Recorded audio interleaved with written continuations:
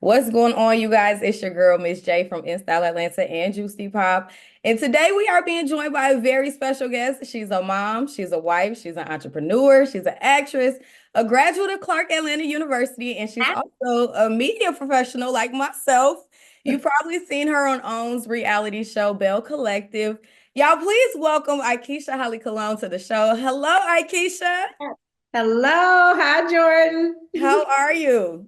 I am well. Thank you for having me. How are you? I am doing well, and I really appreciate you sitting down and talking with me. Because you are one of the few cast members who I idolize. You have a Oh, lot going for yourself, thank especially being in you. the media field. You're a mom, you're trying to manage that, being a wife, especially being in two different states from your husband. Let's start with the media career. You graduated from Clark Atlanta with your degree in mass communications. Yes, radio, television, film, and I have a minor in English. Okay, see, I didn't know all of that. Well, that is great to know. And so, my first question to you, because you started out working at WSB TV once you first graduated, what was that experience like, and what was your position there? So I absolutely love WSB TV, WSB TV. That's the ABC affiliate in Atlanta, and it was one of the largest in the Southeast. So I started out as an intern with them. At the time, we had a professor there, Professor Engel. His name was Peter Engel, and he worked at WSB, and that was one of the interns that everybody wanted to get. Yes. And so I started interning there, and I was like an associate producer of the lottery drawings. And Okay. I loved everything about it. It was very nerve-wracking though, because it's just like, you're here with all these professional people, and we do these things that we learn in school, but to be in the action, and everything is live. And Hmm. back then, that's when editing and all of this, everything was done by hand. There was none of how we get on our little phones now, how y'all are doing. And I just remember just always being like, okay, it's time for the lottery drawings. All right, being there in the control room learning. And I was under the direction, the producer was Miss Debbie Thompson. I called her Miss Debbie. And everybody was really nice to me. They were familiar with the students from Clark Atlanta because we are known for our mass communications department. Absolutely. And it was just an experience. Only thing you couldn't do when you were on the lottery drawings, I could not play the lottery during that time. If you're Wow. so yeah, I could not play the lottery. I think I was there for that entire both semesters of the year. It was like you were on a year contract or something while you were doing that. You couldn't play. And after I finished with my intern, they hired me. And so I was an assistant at the assignment desk. So I was in the newsroom answering the calls and directing the calls. Like when people would call and be like, yeah, my dog, chased my cat up the tree. And I wanted to know if you guys could come out to cover it because they're talking to each other. Right. I get all of these stories, but I loved it. And I was under the direction. The news director at that time, the program director, was a man by the name of Kurt Davis.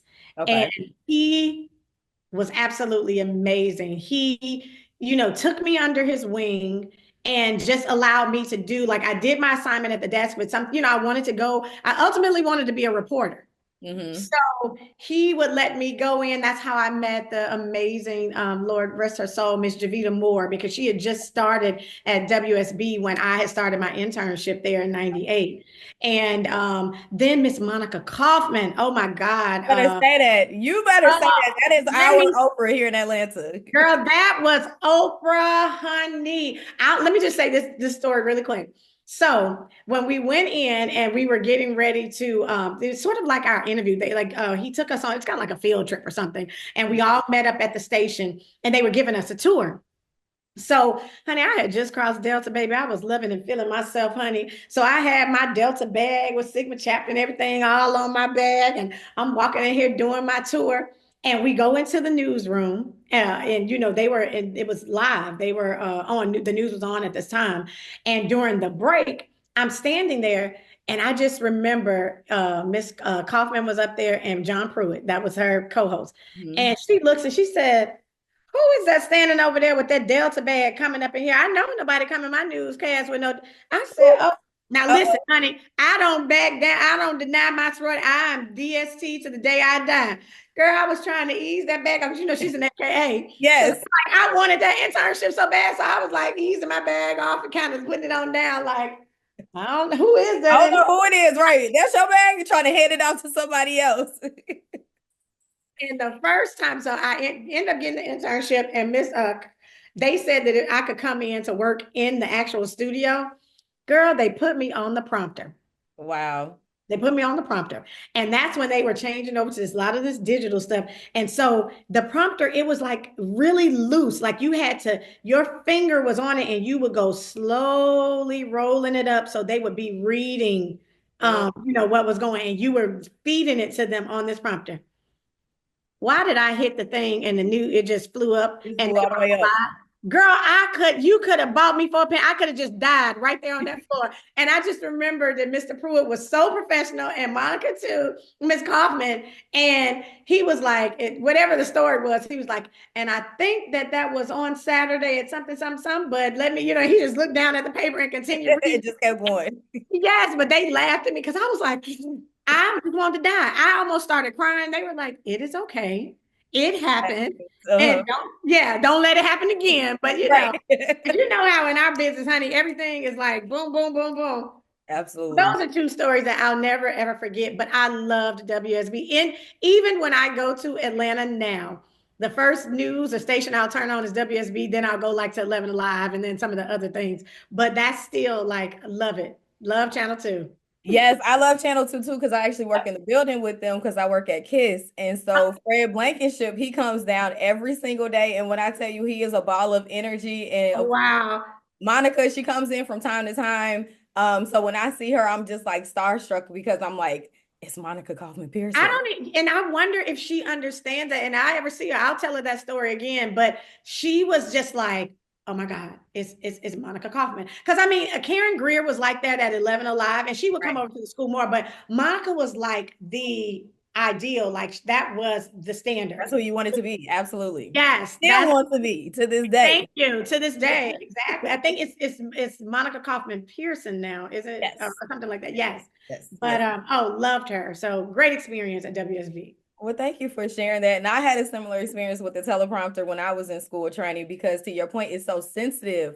They put Yes. me on it one time. I said, "Don't put me on that thing ever again. I don't want anything to do with that because Girl, I'm such a listen. perfectionist." And that's one of the decisions I do. I don't have a lot of regrets coming up, but one thing I do regret, I remember a position because I wanted to uh, stay on the assignment desk, but I wanted to kind of grow with it. And a position came up and it was on the night shift. And I remember, I'm like, I'm not going to be working the night shift. And it's probably every other thing I had going on in my life at the time, girl, and relationships or whatever. But Mr. Davis offered me that position to come in to work from like, overnight at the news desk. So, Right. if news happened or whatever. And I was just like, no, I don't want to work overnight. I want to do this and do that. And I should have done that. I mean, God has a plan, but I cannot believe that I let that particular opportunity Yes. go. In our business, I mean, when it happens and you have to go with it. And I think about that sometimes all the time. I'm like, you know what? I could be sitting at the anchor desk right now. You know what I'm saying? So that was going to be a question I was going to ask you. What is some advice to someone, especially a current or a recent college graduate who's interested in getting into mass communications? What is some advice that you would give to them? Don't feel like anything is beneath you. Like there's no job, people, I don't know what it is now, but I know coming up, you started out doing any and everything, you know what I'm saying? Morally, right. But, from coffee, I was delivering mail at WSB. I was literally going around taking the mail. That's how I would get to talk to Miss Javita Moore every day because whatever was in her box, I was bringing that to her desk and we would sit and talk. Like that, me not taking that opportunity of taking that night shift. Like it was only going to be for about a year. What was I thinking? Exactly. And you don't, if you have to believe in yourself and you have to bet on yourself. This industry, a lot of times, I mean, it's great for us to get our degrees and education because at a school like Clark Atlanta, where our mass communication department is ranked, in one of the top, Yeah. but it's about experience. And when you come in that door, knowing the things that they teach us at Clark Atlanta, but having the experience on the job and being willing to do anything, you might be working the prompter this day. You may be learning how to, well, now they have these mechanical digital cameras, but back then, it was camera work when I was coming along. You may be handing out mail. You may be answering the phones, whatever it is. If this is something that you want to do, don't turn down something because it's not quite. I wanted to be at the anchor desk. I wasn't going to come in and take Miss Kaufman's job. I mean, come on. You had to work your way up. You have to work your way up. And that would be my best advice is bet on yourself and never think that any job is beneath you. I love that. I love that. I think that's the best advice you can give anyone because that is one piece of advice somebody did give to me once I started media school. They said the best way to get in the door is starting promotions. A lot of people don't want to do promotions because that's the street team. You got to be outside. Yeah. Yes, you got to be outside in all of the elements. It doesn't matter if it's raining, if it's cold, if it's snowing, whatever. You are outside. Whatever, yes. But you're getting to meet the listeners. And if you're really engaging with them in the correct way and appropriately, then that if somebody else that's higher than you sees that, then that's other opportunities and doors that you could potentially open for yourself. So right. And it gives you the exposure because, like you said, you're getting to meet the listeners. So when program directors are needing someone to come in to fill a slot, if somebody's sick, if somebody, is on vacation, the listeners are like, oh, I remember Jordan. Oh, he comes by. Oh, she does this. And they'll begin to ask for you. And then this is another thing of advice. Always be ready. If you stay ready, you don't have to get ready. I know that's a cliche or whatever, but that is true. If you're called on that day to say, hey, Ryan Cameron is out. Rashawn Ali is not here. Yes. We need you to fill in. Here I am. Hello, and you are listening to In Style Atlanta, honey. And okay. You got to be ready to go. And so that's what I tell people all the time, honey. If you stay ready, you don't have to get ready. And that's in any and everything. I love that. Okay, so move forward a little bit. You and Willie, you're married. You guys have two beautiful children. You really have a third because you adopted your niece as well. So how do you balance managing all of your businesses? You have a podcast you started now. You have a new book out. How do you balance everything? Well, honey, prayer. God, I'm tired right now. But Willie and I are a team. So what we try to do is we play off of each other and we, like now I'm doing this. We finished up our podcast. I was like, babe, I have to do this interview at 2:00. So if I'm not done, I'm gonna need you to go get the kids. But then after that, like we're leaving to go to Mississippi tomorrow. So, I have to go take care of this. I'm getting better about delegating my time and delegating. Like I don't have to be in and control everything. I have to, put out, this is what I want, this is how I would like it to be, and be able to trust somebody else to do what I'm asking them to do. But one thing that is hard with is these toddlers, because a lot of the times it's mommy, mommy, mommy, mommy, mommy. Yes. I never thought in a million years that I would be 47, perimenopausal or menopause, like whatever stage I'm in, I'm getting confused with toddlers and dealing with hot flashes, but then having to deal with temper tantrums. Yes. And dealing with, my head hurting from the symptoms and what's happening with my body, but then having to sit down and help with, putting little train sets and the dinosaurs and doing all of this stuff together, because they don't understand that at the end of the day, I'm still mommy.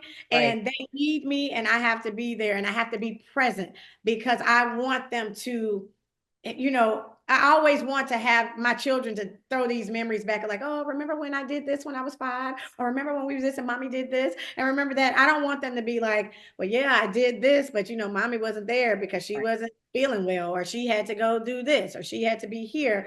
So I am learning how to delegate other things so I can be present in what's really, all of it's important to me. I don't want to say what's really important, but so I can be present in their lives because, I prayed for these children. Yes. I was told that I was not going to be able to have them. We didn't know if I would be able to do it physically, but I didn't have the ovarian reserve, or my body wasn't releasing eggs and follicles. And if I was going to do it, I was going to have to use a donor egg. So for me to have 2 healthy, beautiful children that are from my eggs, wherever they came from, the miracle that God put inside of me to release these two healthy eggs after years and years of trying. I want to be, I must be present. And because this is what I prayed for. And every time it gets hard, every time I'm feeling like I just want to give up or I'm tired, I'm literally about to pass out. I'm like, Aikisha, this is what you prayed for. This is I it. agree with you. And sometimes being a mommy is sometimes the hardest job in the world, but it is also Oh, most rewarding. oh, I can walk in any boardroom and get them together, but dealing with these kids sometimes, honey, I'm like, I have to remind myself, like, who the mama? Right. Like, because girl, my little girl, I always used to pray and ask the Lord to keep like 3 good butt whoopings in me. Cause back in the day when I used to come along, be fighting and stuff, you get old, you don't do that no more. I'm like, Lord, I need 3 ass kickings left in me because I'm gonna have to get this one Get together. this one The together. Yes. oldest one you were talking about, my niece, she actually turns 30 this year. I cannot believe. But I'm like, I think I'm gonna have to dust, I'm gonna have to do you. She's better, but Holly, I'm gonna have to save 2 of those for her because baby, That my was fun. daughter, girl, she is Oh, she is me. She is she but she is adorable. And I know sometimes she might look at you and give you that little smile, and then you be like, okay. and I have to come back from that because she's just like, mommy. But I said, Holly, I don't want to hear it. And I have to turn my head around because I'm like, this little girl. Because you know she's gonna reel you in and you Girl, gotta yes, stay and she told me the strong. other day, she was like, mommy, you just won't let me be great. Oh, What? You are 3. What you got early. to be great? Like, what? How am I not letting a 3-year-old be great? Like, Right. girl, You don't even know what being great is for real. like, we're learning how to be great. And she's like, mommy, but she hears me on the phone, like when I'm talking. And that's what we're at that stage now. I have to be very careful what I'm saying, how I talk, because I'll hear her in there playing and she'll be like, girl, bye. Hey, girl. Like, and girl, No, and with the cuss words, honey, she told my niece when she was here for the holiday, my niece was on the phone with their cousin, they're all cousins, and but she called them, they're older, so I don't have them calling them by their first names. I'm just one of those Southern. So it's not, auntie or whatever, but she calls them cousin. And the other one she calls Bubbles. And she looked at my niece and she said, Bubbles, I'm going to whoop your ass and cousin's ass. I I almost fell through the floor because if she was so sick, because whatever they kept messing with her about something with her hair or they were like making fun. And she just turned around so matter of fact, she was like, you know what, Bubbles? I'm gonna whoop your ass and cousin's ass. like And I we for were like, everybody. man, what? Well, listening to me on the phone or telling somebody like keep on whoop your Yeah, that's a lot. Look, luckily I'm a boy mom, so I don't have to deal with all those things. oh, My sister and my brother have girls, and I have seen the transformation from year to year, how they grow, the attitudes, how they talk, yes. how they dress, everything. Once they But I start didn't being think it boy would crazy. start at 3. Like at 3, come on. Yeah, yeah. And Unfortunately, these kids are a little bit more advanced than you and I. And girl, these COVID babies, they set up differently because both of my kids were born during COVID, 2020 and 2021. Oh my So, gosh. So yes, so you're right in the thick of it. Okay, yes. so you touched on your menopause. How is that going? Because you talked about that also during the show, your struggles with it. How have you been doing with managing that? I'm managing it a lot better, but I still have to, like, I started my pajama line. So it helps me a little bit at night with keeping cool. Now, look, they don't stop your hot flashes, excuse me, but it does help to control the temperature of your body, when you begin to get hot. But during the day, I got to figure out, am I going to have to start buying bamboo shirts and Right. pajamas and all of that? Because I'll get a hot flash and I'm like, oh my God. The headaches come and go. They're not as bad as they were when I first started this journey. So I'm so grateful to that. I've been taking little, natural supplements. I'm not quite ready yet to start like HRT, which is like the hormone replacement therapy, because Okay. I think there's a length of time. I'm still learning about this too, that you can take it. They don't like you taking it over 10 years, but then of course you can't take any of it after 65. So if I'm trying to see and hold off as long as I can before starting something like that. But as far as like eating better, exercise helps. I'm working on that. These holidays are taking me all the way, honey. It is rewind me. Yeah. I reversed a little bit, so I got to get back and drive and get back on it because I got to drop some of this weight. But all of those things help. So it's just a matter of finding what works for you because different things work differently for different people. And like some of the vitamins that I was taking, people told me about, they didn't really do anything for me, but then I ended up finding something else that has been helping me. So every day is a new journey. I Every day it's like something else. And I'll look it up and I'm like, oh gosh, is this a part of menopause? Because I told you, I don't know if you heard, but I was interviewing with somebody else and I was telling them how I was having heart palpitations and I'm thinking I'm having a heart attack. I didn't even know that that was a symptom of menopause. wow. And so getting that in the anxiety, that's a big one. And any little thing can trigger it. So I've just been working on getting all of that under control. Now that I know what it is, Mm-hmm. I can better manage it. Before, I didn't know what was happening to me.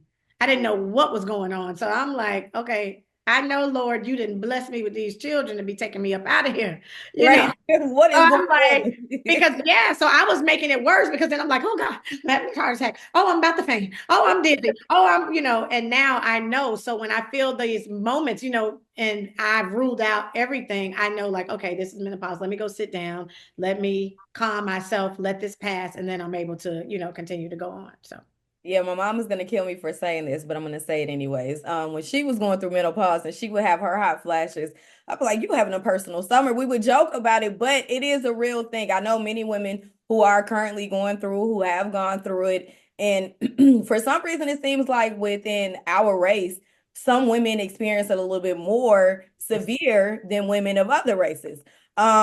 So. I know we're gonna keep this brief when it comes to Belle Collective. I Oh, got to ask you this question. I'm sorry okay. to No, ask. we're fine. We're fine. So with Belle Collective, again, you did an amazing job. I believe that you are one of the castmates that should have stayed and continue to inspire because you even started this season off saying like, "Hey, I wanted us all to get together, the collective to get together to be positive, to do what we're supposed to be doing, to encourage, uplift each other and other women." And throughout this season, to be honest, I've been watching for the last 3, 4 seasons, but I just was not really happy with the storylines this season because I just felt like it was so much drama that was driven into this season specifically. And even within your storyline, we saw within the last episode with the whole situation with Cliff's birthday and what happened with Willie. So my question is to you. Because as a viewer, I was watching it and I was like, is this for TV? But then I realized, like, once Willie got upset, I was like, okay, this is really happening. Where did things really go wrong within that situation?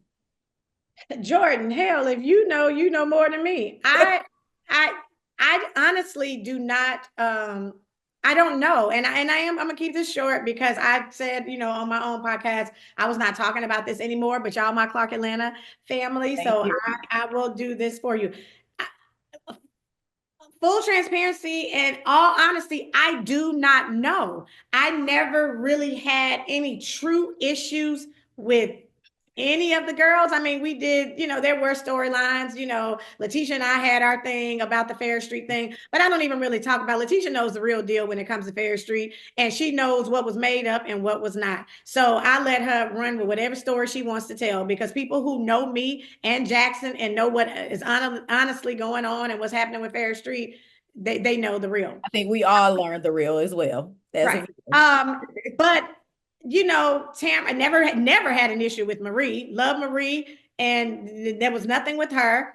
Tamara and I had our little thing, but of course, Letitia was in the center of that. And Right. so when I was able to talk to her, and it was the kind of thing that I'm like, girl, we can move on. It's not even that serious to me. And we were able to share what the common denominator was and figured out what that was.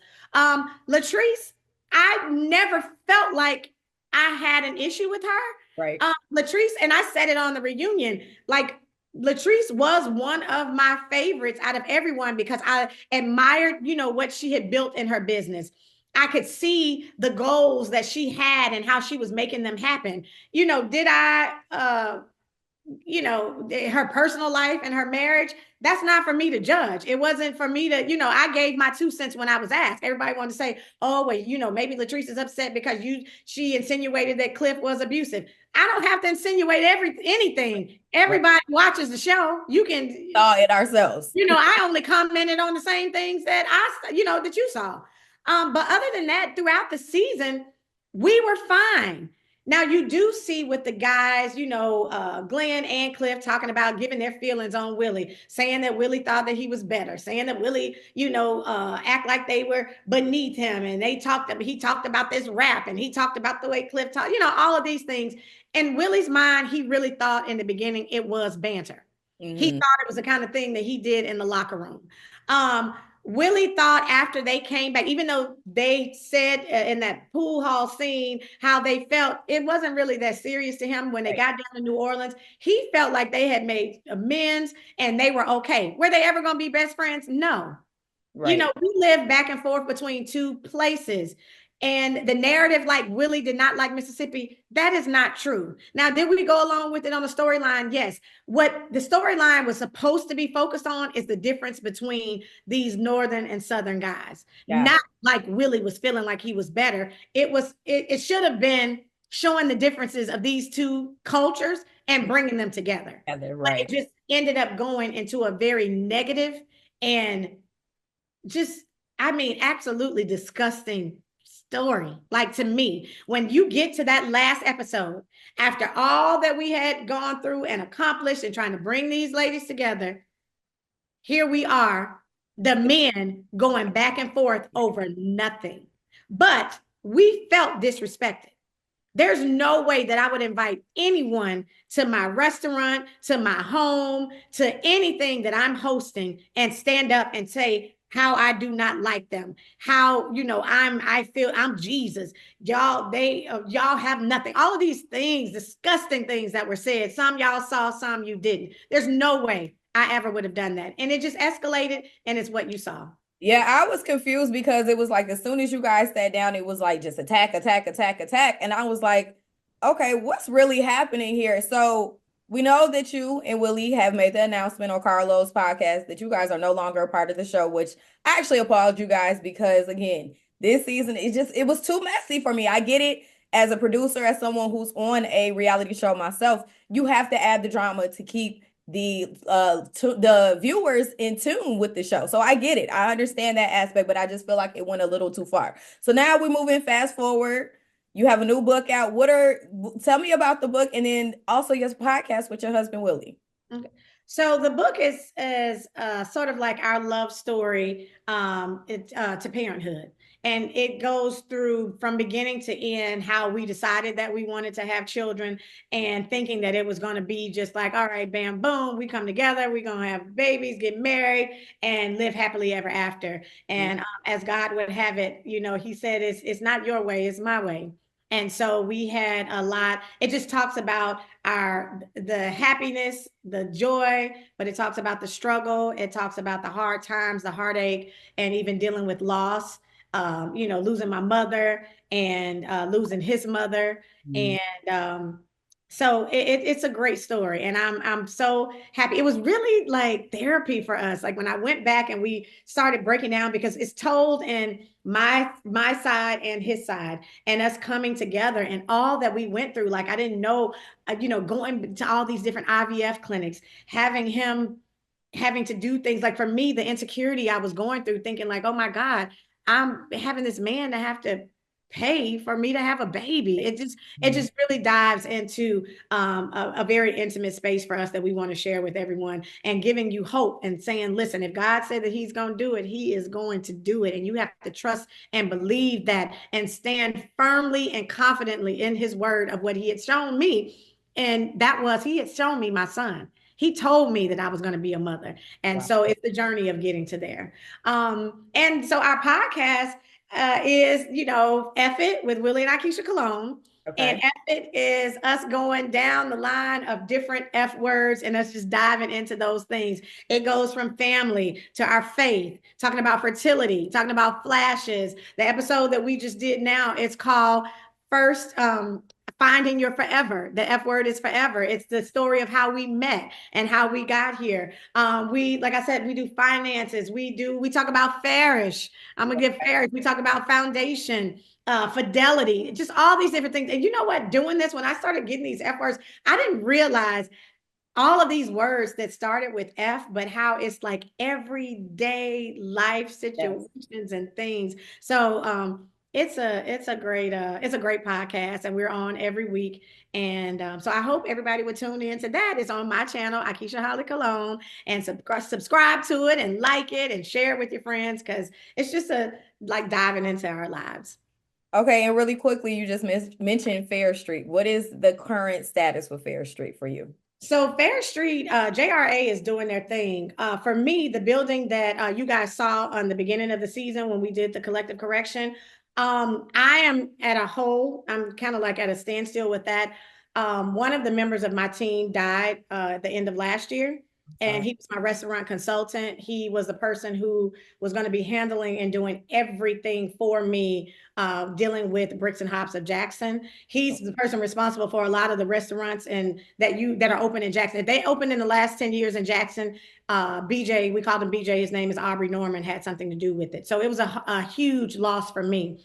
So I have to get back down there and find someone to take that spot. That's fine. And I cannot move forward until I have somebody to be that I trust to be able to do that. And you know, it's a lot. So right now I'm holding. But as far as the street, the Mhm. developers are in place.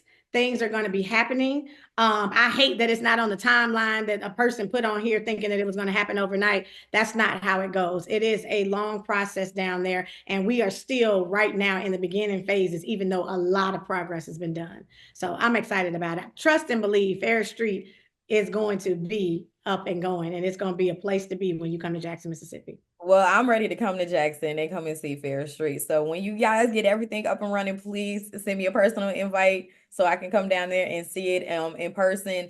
And is there anything else that you want to share that you can possibly share? If you got anything secret? No, not right now. Like I said, definitely tune into our podcast. You can find that on my channel, which is Aikisha Holly Cologne. You can find me on social media at Aikisha Holly. That's AIKISHAHOLLY. All of my social media platforms are under the same name.